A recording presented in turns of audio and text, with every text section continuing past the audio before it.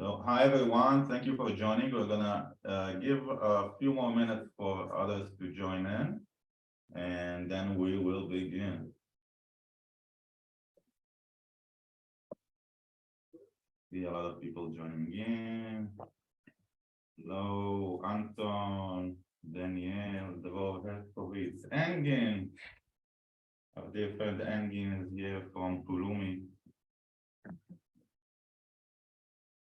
Go check him out on Twitter and on TikTok. He just did a really cool TikTok video about our open source project Helm dashboard.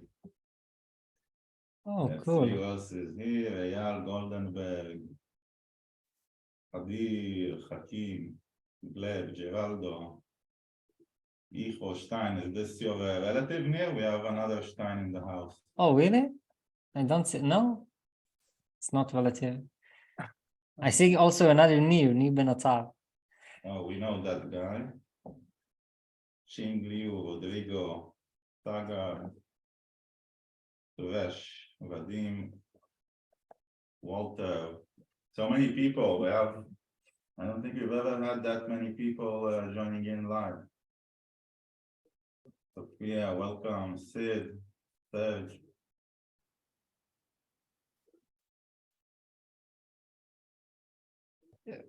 Stopped. Okay, yeah, I think we're good to go. So hi everyone again, and welcome to our Argo CD for K8s Downright webinar. We have our friends from OpsFleet, represented by Asaf Yacobi, a senior director of DevOps at OpsFleet, and we have our own Stein, who is a software developer, open source contributor, one of the contributors to the Argo project, actually. And together they will give us an overview of the different tools in the Argo project and deep dive into the right way to implement GitHub's Argo CD for Kubernetes. And we have two strong players here who have a lot of knowledge to share. So without further ado, I'm gonna pass over the stage to Asaf and Nir. So take it away, guys, and we'll leave some time for Q&A at the end. So you can drop your questions below, and then we'll get around to them at the end of the presentation. So enjoy and see you at the end. Okay, so thanks, Udi. And before we start, let's talk about what we're going to talk about, like Argo CD for Kubernetes done right. That's a big topic. So what we're going to do in this webinar is basically Nir's going to go through the core concepts, like what is GitOps and the different projects under the Argo projects, which are not Argo CD. Then going to go back to me. I'll talk a little about an alternative to Argo CD, choosing not to use it. Gonna focus on the different approaches when setting up your Argo CD infra, and talk about day zero, stuff to do before you start working with Argo CD, important stuff. And lastly, like a quick demo of Argo CD, some of the screens. And then we talk about like an application lifecycle, how an application usually grows, what are the decisions to make when an application starts, and then what other decision points do we have. Then we're gonna go back to Nir with a Commodore demo, gonna show us, and then Q&A, and that's it. And before we begin, I gotta say something. This is not like a Argo CD getting started webinar. Okay, we're not gonna focus on like diving into the YAMLs and how you set up your first application and stuff like that. We're gonna point it more to the decisions, the different approaches when setting up Argo CD, when migrating to GitOps, how you can do it, what to do and what not to do. And we're going to assume some Argo CD familiarity. We're going to assume you have some experience with Argo CD. It's not the first time you see it. You don't have to be an expert user, but you do have to know it a little bit. So first things first, let me introduce myself. I'm, as Udi said, I'm Asaf. I'm a Senior Director of DevOps at OpsFleet. We're a Kubernetes-centric DevOps consultancy. We specialize in providing DevOps leadership and service implementation for all of our clients, and we do it on all of the popular cloud providers that are out there. So to you, Neil. Thank you, Asaf. So first of all, hello to everyone. Hello, Asaf. Let me introduce myself. So my name is Neil Stein. I'm a software engineer at Commodore. And as Asaf and Udi said, in the end of this webinar, I will show demo on the Commodore platform. So stay tuned. I also like to contribute to open source projects, to Argo CD projects, to Argo projects, and especially Argo project. You can click Asaf. So I will do like a really quick brief of what is GitOps and what are the goals of the GitOps framework. Very quick and very in German.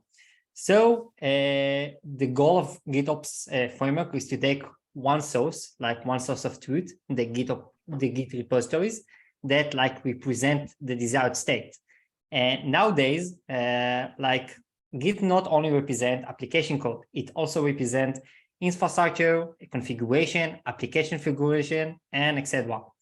And like the goal of this framework is to take the desired state, the Git repository, and to upload it to some platform. This platform is usually Kubernetes, and the platform is the current state, Kubernetes. And what GitOps does is take desired state and sync it with the current state, Kubernetes. In this process of GitOps framework, there are several components as the Git repositories, Kubernetes, CI/CD pipelines, and some configuration management tools. GitOps is one of the DevOps best practices in order to reach high goals in your infrastructure and configuration and so on. So also a little bit about Argo CD and what it is. It is just like implementation of the GitOps framework and let you solve the challenges and let you do whatever you want in the GitOps world. It is act like as CD pipeline, as a CD tool, and is implemented as Kubernetes controller. What Argo CD like generally does, it does two main things. One is to monitor what is happening on your Kubernetes clusters, monitors your application, and the second thing is monitors your Git repository, seeing like what has changes, what commits are right now, and the main goal as the GitOps job is to take what is exist on the Git repository and to sync it with Kubernetes. Very simple and straightforward. You can click. So as I say, I will do like very quick overview on the other three project of Argo. The first one is Argo Workflow. Argo Workflow is just simply a workflow engine. A workflow engine, it just an engine that you execute sequence of tasks in a DAG. DAG is like what the graph that is represented in the picture. It directed acyclic graph, meaning that all the tasks are going in one direction. And how Argo CD implemented it is each step, it's like a pod that one and container, some container. You can click. The next project is Argo Events. So Argo Events is event-driven workflow automation framework for Kubernetes. As we all know, like events are happening on the clusters. If you want to kubectl get events, you get events. Those events can be some creation, deletion, modification of Kubernetes resources. And Argo Events let you do it very easily, configure that like after some events, it can be, as I say, creation, deletion, some modification, you can trigger some triggers. Those triggers can be some workflows, can be some HTTP requests, can be some Argo rollouts, Argo events. It can be also outside of the cluster, like NWS Lambda, some Slack notifications, and so on. It's very easy to implement and very easy to run. So I highly recommend it to use Argo events. And I personally also very much love this project and contribute to it. Can click. So the fourth and last project of the Argo projects is the Argo rollouts. As we all know, like Kubernetes simplified the rollout process very much. And now the rollout process in Kubernetes is very easy and it's come out of the box. And like the configuration of this rollout process is like summarized up with max edge, max unavailable, or we create this like most of the configuration that you can use while doing some rollout. And what Argo rollouts bring to the game is another strategies of doing a rollout. And two of the most popular strategies are canary and blue-green.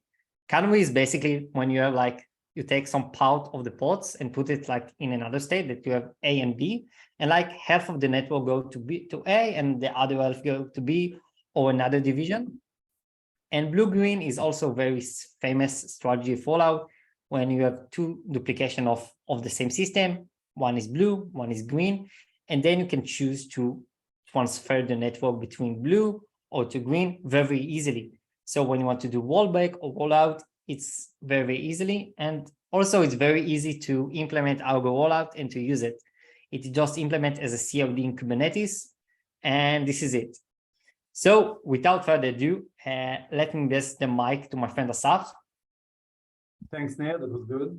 And okay, so before we dive into Argo CD and before we talk about what are the decisions we need to make and what are different approaches, let's take a second and talk about like if you're not using Argo CD, what you're probably going to use. And the only real alternative at the time of this webinar out there is Flux CD. And Flux CD, which is also a GitOps tool, has some similarities with Argo CD and has some key differences. So let's start with the similarities. We're both like CNCF projects. We're both are currently in the incubated mode. Actually, a quick detail about this is that when Flux mother company is Weaveworks, and Argo is the Argo project. And when Weaveworks thought about what we're going to do with Flux version 2, like what V2, what are like we're focused, we decided to do a collaboration with Argo, the Argo project, and develop like a project that's called the GitOps engine. The GitOps engine was supposed to be like the under the hood of these two applications. And when the guys from Flux came to developing Flux V2, they decided not to go with the GitOps engine. They decided to develop a new project called the GitOps Toolkit. And basically, when you're using Argo CD under the hood, you're using some code that was written with the Flux guys. So that's pretty cool. Both of the projects are currently on GitHub. You can check them out, GitOps engine and GitOps Toolkit. So what are the differences between these two? Flux is considered, first of all, like a lightweight or lighter weight. It's not that Argo is a heavyweight, but when you compare the two, Flux is like a lightweight solution, a lighter weight solution. It is written with a CLI first approach. That means that when the guys developing Flux think about how you're going to use Flux, they are thinking that you're going to use it with the CLI. It does not come with a bundled UI in it. When you install Flux, you don't get any UI. You can install the UI as a plugin, but also it considers as an experimental plugin. So basically, as I said, it's a CLI first approach. The last thing that I think is worth mentioning, it's got a few more differences, of course, but the last thing I think is worth mentioning is that Flux does not currently have SSO support. I know that for the guys who work with like bigger projects, bigger enterprises, this seems really weird, and I agree with you. Maybe they will have it in the future, but currently they do not have support for SSO. So okay, let's dive into Argo CD a little bit and about some decision making that we need to do. So basically, when we come to set up our first Argo CD infrastructure, our first Argo CD server for our companies, what we usually see in most of our clients are these two types of use cases. You got on one side of the slide, like the small startup working from home, working from the home garage, no DevOps team, no infra team. We want to do rapid development. We want to grow really fast. And on the other side, you see like a big enterprise company. We've got all the necessary teams and everything. And the guys from the small startup, they usually don't want to waste a lot of time with integrations, and they don't want to spend a lot of time with security aspects and doing work for security. And usually the scale is like we got two environments usually, maybe three environments in some cases, but usually we got the development environment and the production environment. Inside each of these environments, you've got your one Kubernetes cluster, sometimes two Kubernetes clusters, but usually it's one, it's very small. And the typical way of doing things here and the typical decision that we make is we say, okay, let's install Argo CD from inside our development or production Kubernetes server cluster. What do we get from it? Basically, Argo CD, when installed inside the cluster, it runs in an in-cluster mode. So no integration is needed. Argo CD, right after it is installed, it can deploy anything it wants to the cluster. And on the other hand, we don't need to do any security work regarding Argo CD. It does not mean that you don't have to follow best practices, like security best practices with your Kubernetes cluster. Of course you do, but Argo does not bring anything else to the table. It runs inside your cluster. It pulls data from outside the cluster, like Git repositories or Helm charts, to the cluster and deploys it from within, so it does not bring any security aspect, like new security issues. So I'll say just this warning about this setup.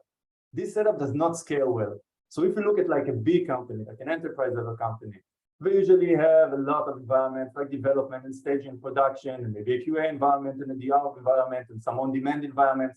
And each environment usually have a lot of Kubernetes clusters, maybe dozens of clusters, can add up to hundreds of clusters. Then if we think about taking the approach that we just talked about, we think about hundreds of Argo CD servers, then this is kind of a hell to navigate, to maintain, and even to upgrade. So what we would usually do is we won't use a lot of Argo CD servers.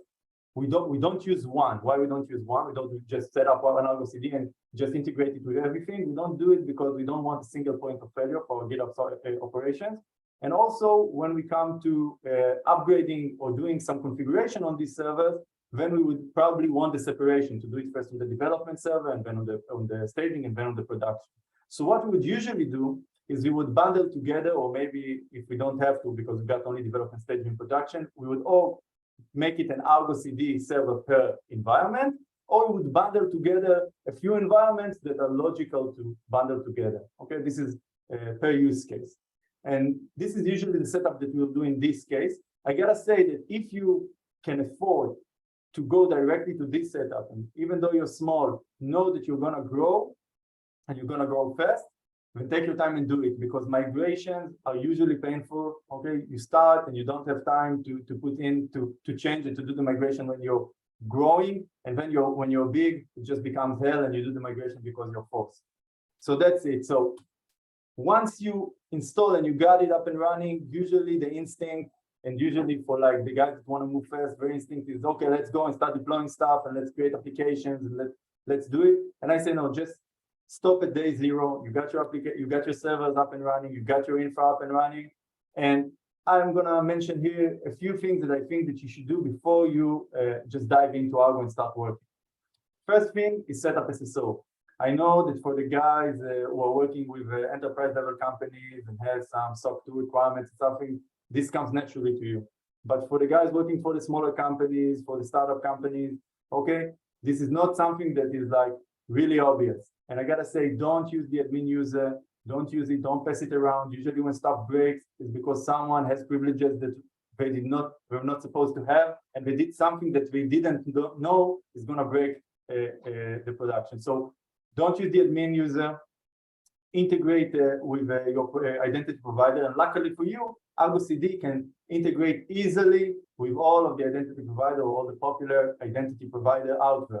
G Suite, Okta, Auth0, Active Directory, OneLogin. If you're using LDAP or using XAML, it comes bundled with DEX, and DEX is sort of like the middleman between those and Argo CD. DEX can also integrate with your other, like the one I mentioned, like Okta and Auth0 and all of those, but you don't have to. Argo CD can integrate with them directly. Second thing I want you to do is don't use the default project. Projects in Argo CD, as I said, I'm not going to deep dive into like the details of Argo CD, but projects in Argo CD are a way to organize your applications, the different applications. And it comes, Argo CD, with a default project set up in it. So what I would ask you to do on your day zero with Argo CD is think of the logic, maybe a few applications that consist of a project, or maybe all of these teams' applications are bundled into one project. And create a new project. And then once you've created, it gives you two strong abilities. One is to configure roles, okay? And those roles can be attached, policies can be attached to those roles. So if I just say I got the role of developer in an Argo CD project, then I can't do syncs on our application that will change config maps.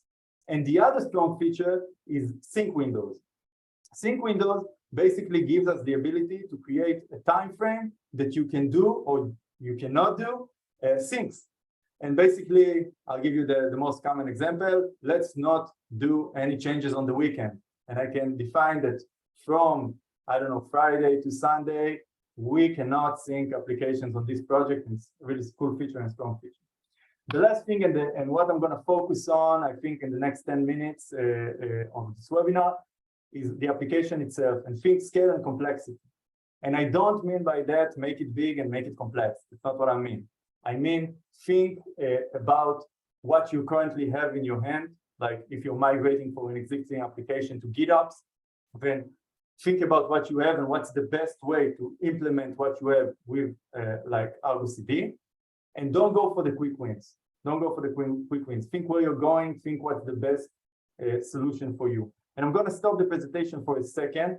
And I just want to show you like the starting application. And like you're going to see some screens of Argo CD just to make it a little bit more interesting. So not me just talking with slides. So this is basically the main screen of Argo CD. Okay. Once we have application, we will see them here.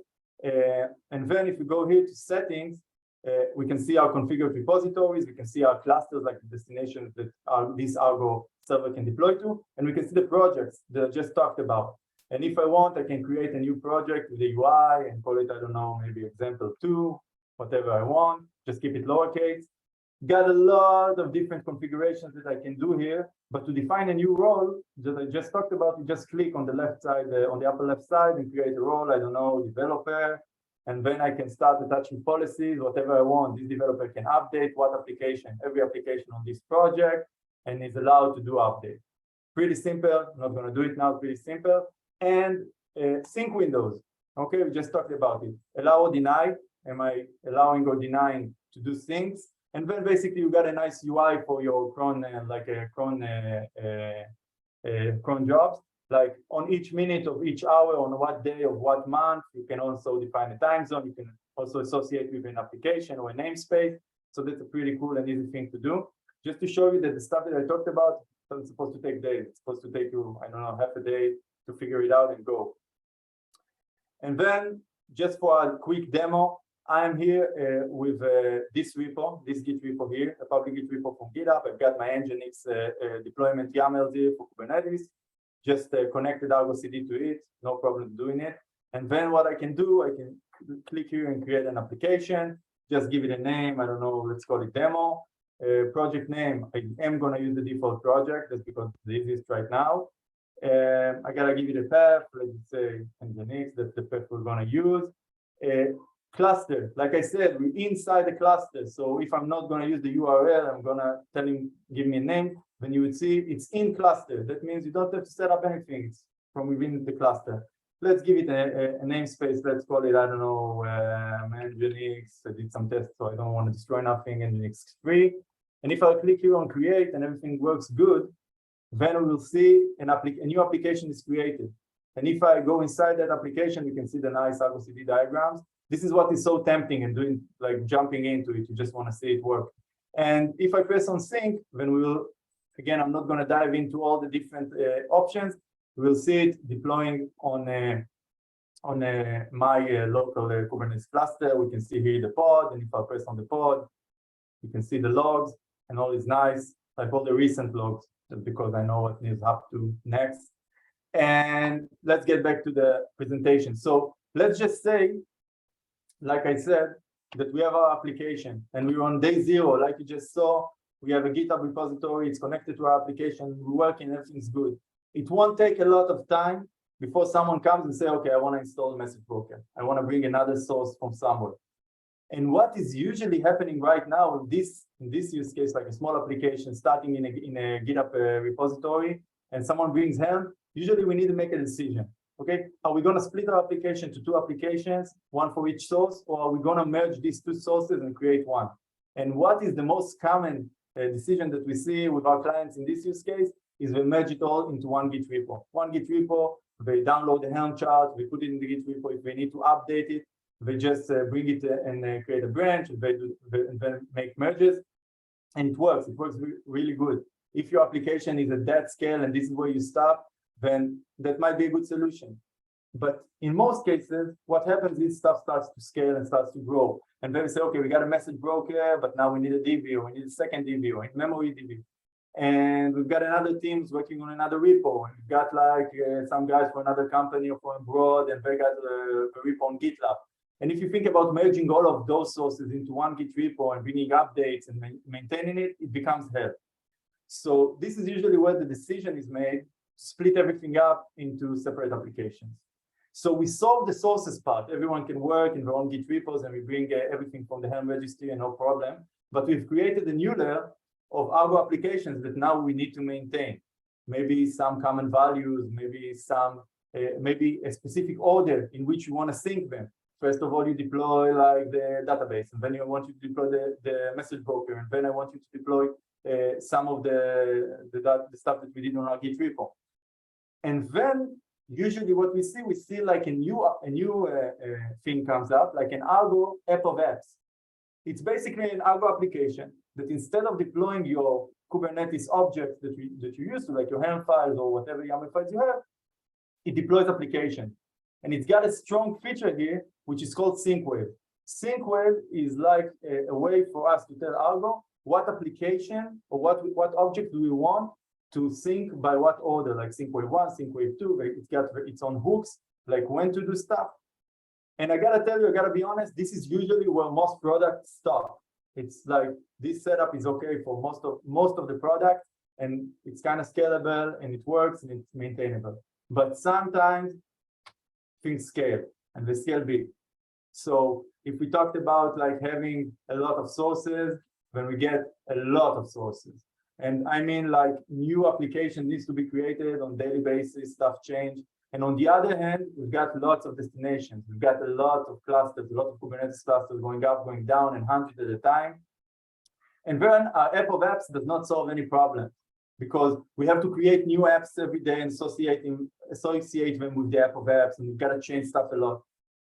And when we come to solve this problem, then we use a relatively new feature of Argo CD, which is called an application set. An application set basically introduces a new concept, which is called generators. And a generator, what it does, it integrates with your GitHub repository, with your Git repository, and integrates with your directory structure. Let's just say I got my Git repository, and it has like an application directory. And under the application directory, I create a directory per application.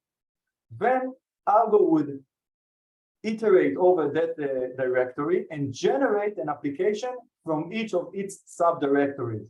That means we don't longer need to maintain like the application layer of Argo CD. It will iterate our directory, and for every directory I will add, it will add an application. So that's so. And a quick comment about it.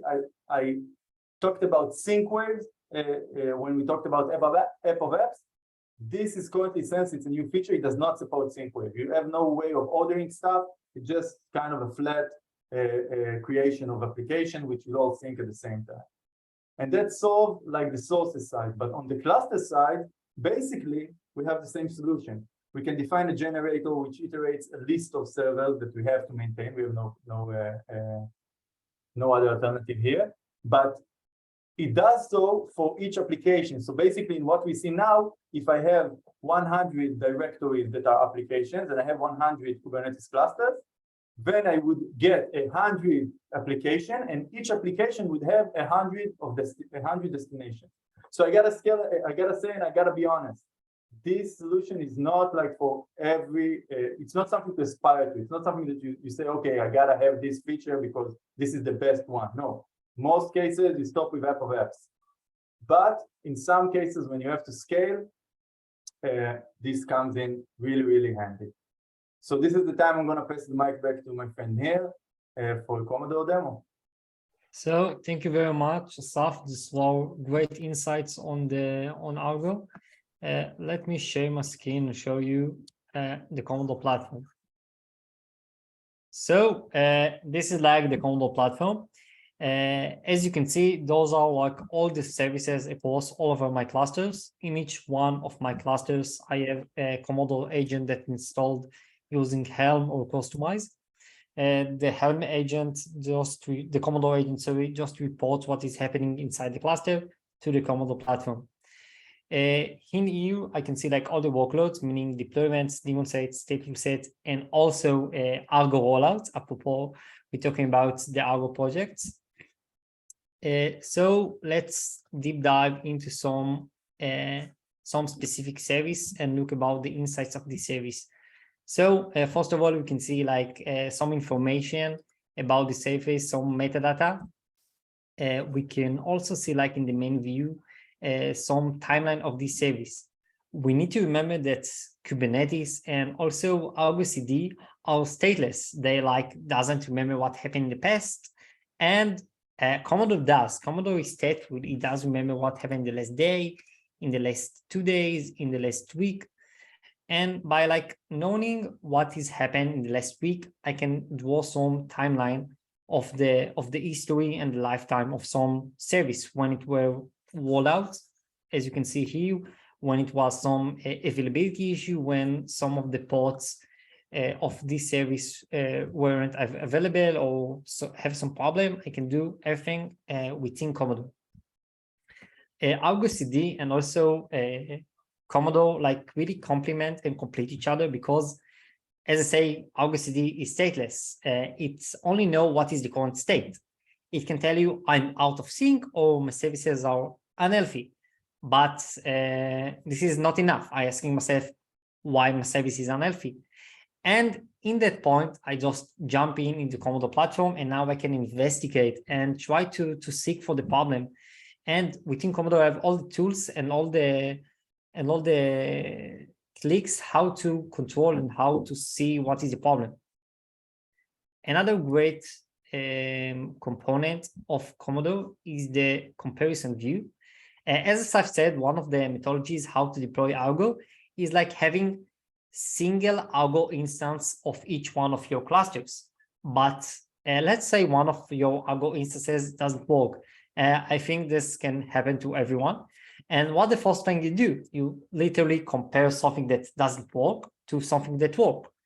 So this feature like show you two deployments in this scenario. It can be another workload and show you their YAMLs. So in a high level, you can like compare between those Argo CD instances and see what is the difference.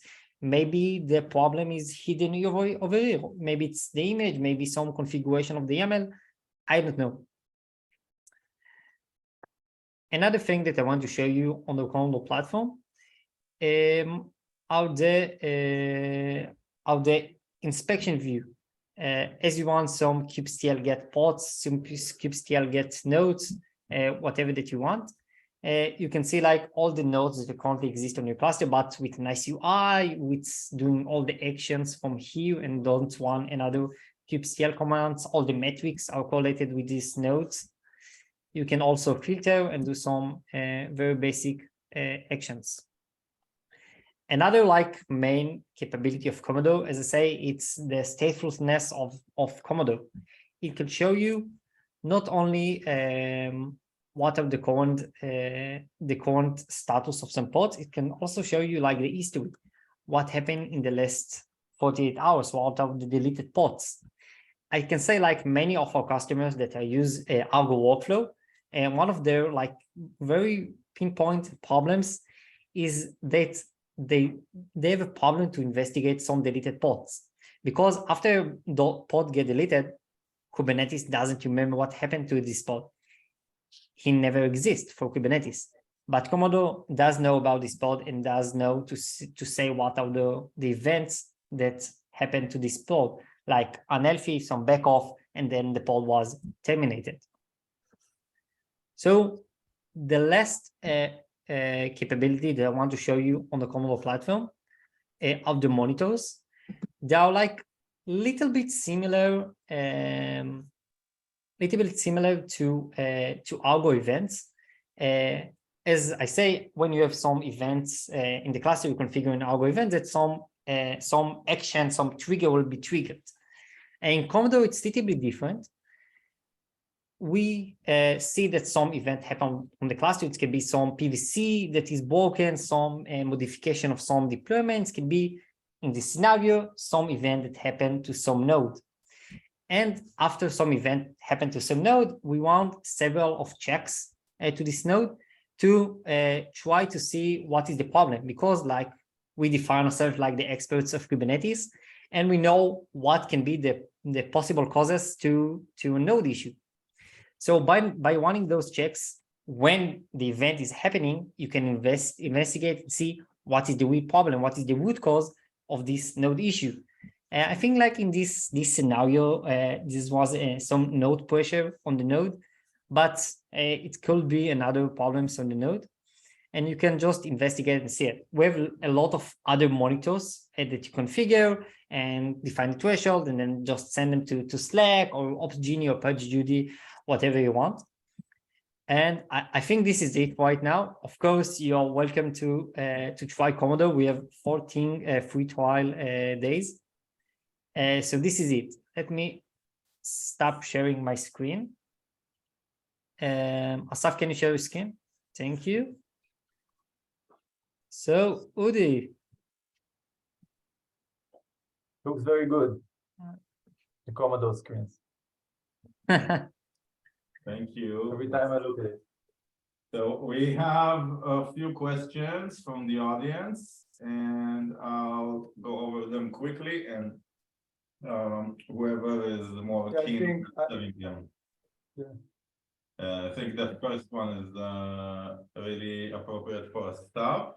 Actually, the first two. So let's start. So Asaf, can Argo CD be also used in Red Hat OpenShift? Yeah, the answer is yes. We actually did a few projects where we worked with OpenShift and we worked with Argo CD on OpenShift.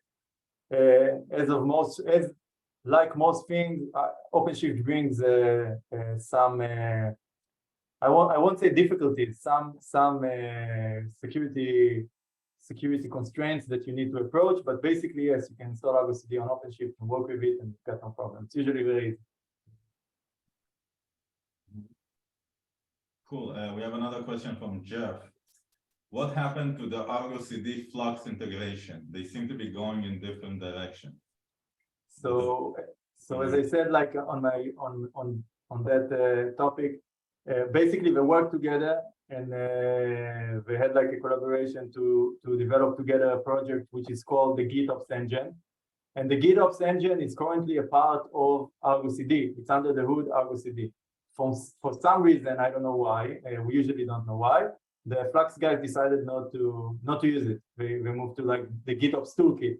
You can never know in this stuff. I guess if you look into it, I'm not an historian, but if you look into it, you'll find some official reason, but you can never really know.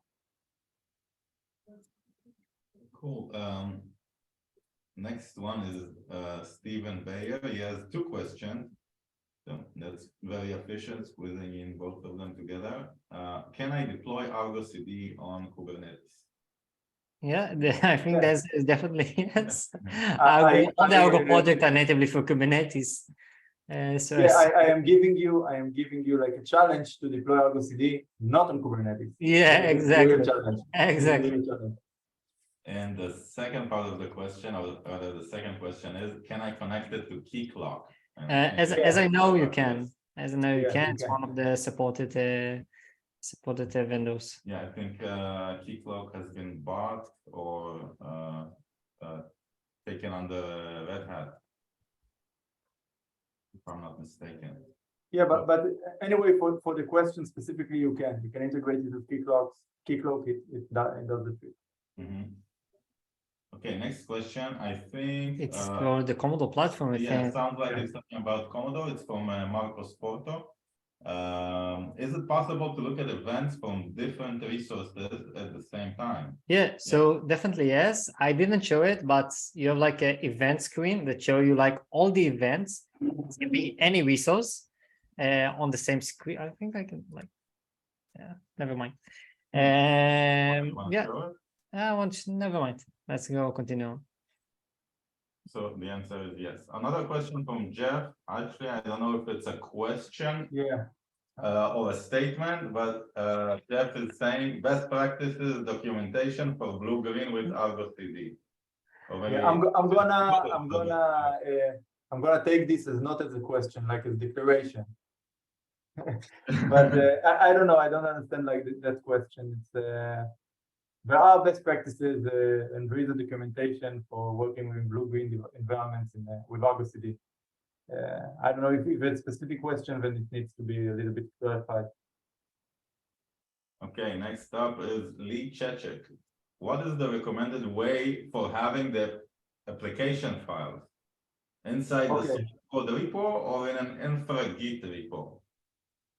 Okay, so this is something we need to think about in detail. Like I said, usually when we start off and if we're small, we would see it inside the Git repo. But once we scale, and so for like the let's just say for the small scale companies, for the small scale teams, when you've got only one Git repo or maybe a mono repo for like 3-4 microservices, you would see like the YAML files over there. But once you start scaling and like the handling of all the YAML files regarding Argo and stuff, or the Kubernetes stuff, move on to like a different team, and there is a common there is like some logic in it, then you would usually separate it. Just because it's easier to maintain, and you don't have like if you got a lot of pull requests on your configuration files, on your Kubernetes files, you don't want to mix with the function pull requests and also for the CI and stuff. It makes sense when you grow past a certain point to separate stuff. But both cases might be good for you. I don't know. You need to look at the specific use case. Okay. Next question is from Rodrigo Delgadillo. How does Commodore compare to other tools that might already save the history of Kubernetes events like Datadog? That's a really good question. Yeah, of course. So Commodore give you like another insights about some events. It can be on the current logs to happen to a certain pod when some events that happen. It can correlate you to another resources. Like I have some issue with my deployment, but it's related to some config maps or secrets or a PVC, I don't know. And Commodore show you like the relation between these events to the event of another resource that exists on Kubernetes. And more than that, in Commodore, you can see like the full picture and the full image across all of your cluster or clusters. Yeah, and I would also add that with Commodore, you get very precise context to what you're looking for. Datadog is very robust and sprawling and intricate, and it's very hard to set up. Like the onboarding is very long and it's not the purpose of Datadog. They have another purposes, another yeah, they're perfect with APMs. That's what they do best, and yeah. But we use Datadog. We use Datadog ourselves. Yeah. That's true, and we also integrate with Datadog, and we are part of the Datadog marketplace. We don't want to replace Datadog in any way, but we complement it. We are like an extra layer of abstraction on top of it, to give even like beginners, Kubernetes novices that don't know infrastructure really deeply. With Commodore, they can get the insights and the data that they need, that in Datadog they would be lost. They would be confused with all the dashboards and all the data. So this is, I think, me and Mir just gave you the full differentiation between Commodore and Datadog. So moving on to the next question, how effectively Argo CD is being used across customers? Any other version control tool that can be integrated with Argo CD? Other than GitHub, I think means? No. Okay, so let's separate it like to the two questions. Two questions, yeah. Whenever we see like a Kubernetes cluster, like an EKS cluster, AKS cluster, Kubernetes on Google or something like that, it usually does not take a lot of time until we see an Argo CD being used. It's like let's just say that once you scale and once you get to a certain point, Argo CD just makes sense. It's the most popular GitOps tool out there right now. I know that we said that Flux is like a really good alternative, and it is a good alternative. But if we measure it in popularity, then Argo took the market. So it's very, very popular and it's very effective. And I cannot think of like a real company right now that deploying a Kubernetes stuff that tried Argo and went back. I can't think of any. And regarding the other question, Git as a configuration management tool, it's the only one that Argo supports. If you're talking about like the servers, like hosting Git, if it's GitLab or GitHub or even your own Git server, then it's fine. You can use whatever you want as long as it's Git. I think only GitLab and Bitbucket. Yeah. Yeah. I think you can even do it. Okay, so it's something to check out. But I think you can use a lot. No, we've worked with Azure DevOps in the past. We did a lot of stuff, not with just GitHub. Yeah, and we've worked also with a local Git. It's okay, not like a local Git repository, but like a server that we spun up, which is not neither of those. So you can as long as you've got the URL with a .git at the end, it takes it in. Udi. Cool. So Ivan is saying, sorry, I missed the part of generator. I'm gonna take it as I heard it and I did not completely understand it and not as I came late.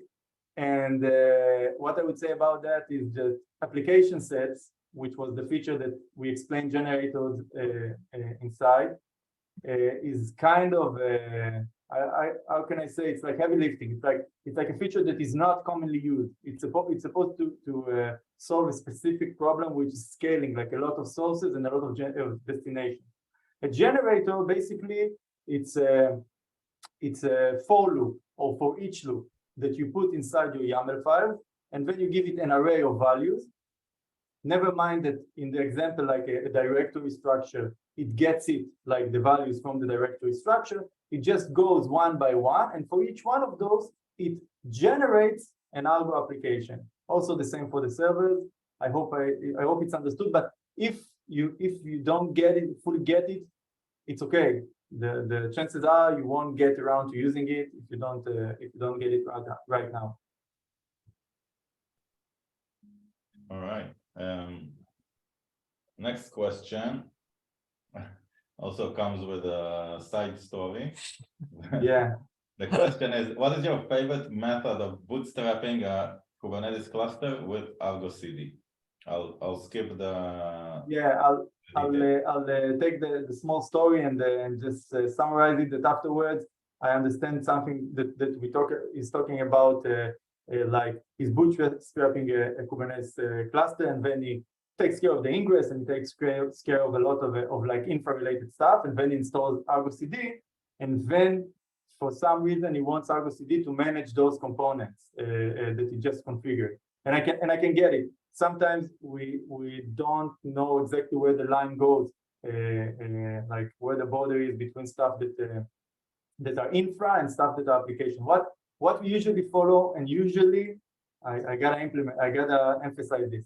Usually is like the word. What we usually do, because every use case in its own, is we create, or like what I would like to do is to create a separation and say, okay, we've got our, let's just say AWS EKS cluster, and then we got our infra components. Let's just say, I don't know, maybe our ALB controller and maybe our autoscaler and Argo CD. Those stuff we would maybe bootstrap using Terraform, just for example. And then all the stuff that comes later, Terraform with AWS, AWS in I don't know, hand provider or whatever. And all the stuff that comes later, like when you get to the application layer, not to like the infra layer, like the ingress and the autoscaler and stuff like that, those stuff should be managed by Argo CD, but nothing like that comes before. You don't have to like backwards connect everything. So that's the way I would do it. Okay. Next question is from an anonymous attendee. Could you share the pricing model of Komodor? So I will say that we have a 2-week trial for free. And after that, if you want to pay for Commodore, it's usage-based. So we found that usage is the most per node. Convenient, yeah, per node. And this is the most predictable, the most convenient way of pricing tools we found. So it's currently $15 per node per month. So this is the pricing model. Hope this helps. We have another question from Lee Chechik. What is the downside of using application set? Okay. I'm thinking, okay, I'm just organizing the answer. So basically, application sets comes to answer a specific or come to solve a specific problem, which is scale. And currently, when you try to, or when you implement application set, you need to have a good reason of doing it. First of all, because it brings a certain level of complexity. You don't just hard code like your applications, you do it with some logic and run a generator that automatically generates it. So it's something that you might prefer not to do if you don't have to. And the second downside of using application sets, which I think it's like currently, for me, it's the most painful one, is you lose the sync wave option, which means that if you have an application, and you have because you're using application set, which deploys a lot of other applications, you cannot like do it in order. You cannot say, first of all, I want my databases to go up, and then I want my message brokers to go up, and then I've got a few applications that I want up because they do some tests or whatever, and then I want my application to go. So this is the two downsides: complexity and the lack of support with sync waves. Okay, good answer. We have a couple of it's like it's like an explanation. Opinions. Complaints, opinions from Jeff. So Jeff is asking where he can find some good documentation on blue-green deployments. I want to share this guide by Launch Darkly. I think Launch Darkly It's a great guide. Yeah, we use Launch Darkly, I think the best tool for feature flags at the moment. So I trust the guide to blue-green deployments. I just left a link in the chat for you, Jeff, and anyone else who might be interested. So moving on, we have Jonathan. Great session, guys. In a scenario, I'd be using Weave Terraform controller. How could Commodore help me? Is it possible to start with a monthly individual plan? So just to answer the last part of the question, then no, we are billing yearly. Currently, this is the pricing model. And Neil, do you want to answer the first part of the question? I'm not familiar with the Terraform controller of Weave. But if it is deployed to Kubernetes, like everything that you want to do in Kubernetes, manage, troubleshoot, solve problems, do things more efficient. So the Commodore is the solution. I hope I answer you. Okay, so next question from Ivan. What comes first, Commodore or Argo CD? I don't think there is I think they come together. Like this is things that you do, like as the shift right movement says, do your shift left. Oh, sorry. The second side. Yeah, you need to do things on the T0, not when you have P0. So both of them are recommended to do before we start to be in production. But I would say, Neil, that if you know you're going to use Argo CD and you're going to use Commodore, you would probably set up Commodore first, because if you've got problems with Argo CD, Commodore can help you. Exactly, yeah. So, okay. Next question is from Anton. What if I'm deploying multiple Argo CD servers, deploying applications to the same Kubernetes cluster? Can each server cooperate with the others out of the box, or do I need to manually set this up? Okay, so basically, I would not recommend multiple Argo CD servers deploying to the same K8s cluster. It's not recommended, okay? And it can work, but a lot of stuff can work, but it's usually not a good idea. And the reason is because Argo CD, and we didn't talk about it right now because we didn't dive into a lot of details, but Argo CD works like Kubernetes works with desired state, but Argo CD also monitors like its deployment after it does it. So if you say I want to have one pod of this, I don't know, of this instance, let's say, And then another Argo CD deploys a configuration that says, I want the same port, but I want to have 2 replicas of it. So now what will happen is the second Argo CD will deploy the 2 replicas. The first Argo CD will scale it down to 1 replica, and then then they start fighting. It's like giving 2 AIs the chance to talk. It can last forever. Yeah, there is a collision. Yeah, so don't do it. Don't, like, I usually don't say something like black and white, but on this I would say don't set up a couple of, like, more than 1 Argo CD instance to deploy on a Kubernetes cluster. This is something I want to. Cool, and we are out of time and out of questions, so we're gonna end this. Just a recap. Yeah, Asaf, give us a quick recap, and if you can switch to the final slide so we can see your contact information. I'll just say before we leave that everyone who registered for the webinar will receive the recording and this deck, and you can review and watch it again at your free time. So no worries. And Asaf, give us the final roundup. Okay, so just a few giveaways from this lecture, not really technical, but at a high level. I think that the main point from what we wanted to tell you is don't just jump head first. Don't just run and do stuff. Think about where you're going. Think about what tools you want to use. Think about what's the best approach.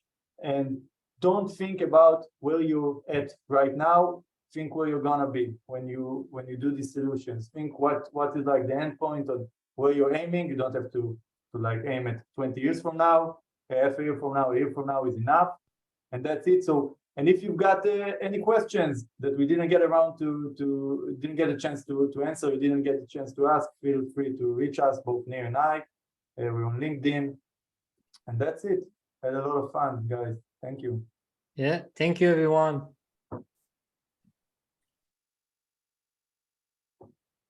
Cool. So thanks everyone, and as I said, we're going to share the deck with you, and there you'll have the contact information for Commodore, Oxley, Nir, and the staff. Thanks everyone for joining us for this webinar. Hope you all learned something new, and we'll see you again next time. We have a lot of cool events lined up for you, and just follow us on Twitter and LinkedIn, or join our community on Slack. One final drop is I'm gonna share some links with you in the chat for Komodor and our open source project, and anything else that might be interesting to you. And that's it. So thanks again for joining. Thank you, Asaf, for sharing knowledge and experience. Thank you, Nir. And see you next time. Bye-bye. Bye-bye.